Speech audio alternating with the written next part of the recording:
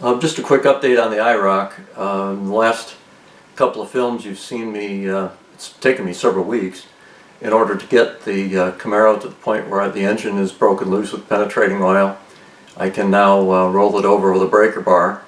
In the meantime, I don't have video of this, but I've been working on looking at the fuel system and the fuel pumps and getting other things ready so that the car could maybe be used to be cranked and started. The fuel tank the gauge showed full.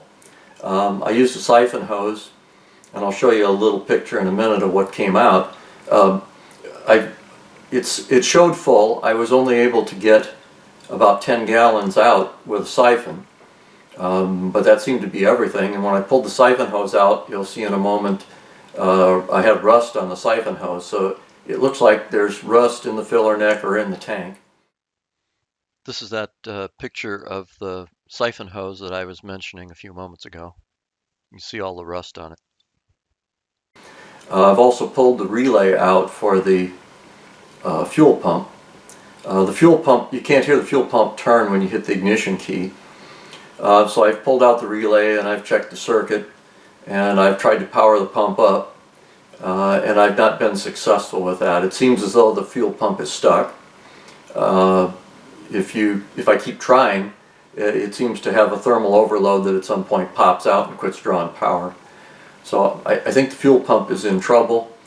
The fuel tank wasn't really full, so when I checked the fuel gauge sender, it looks like the sender is open.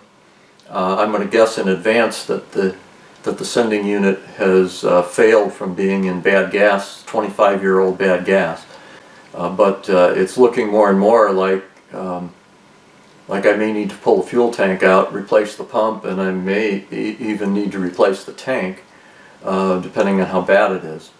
In the meantime, I'm going to forge ahead, and the next video will be I'm going to try to get the starter to engage and spin it over and see if that one bad cylinder has any compression.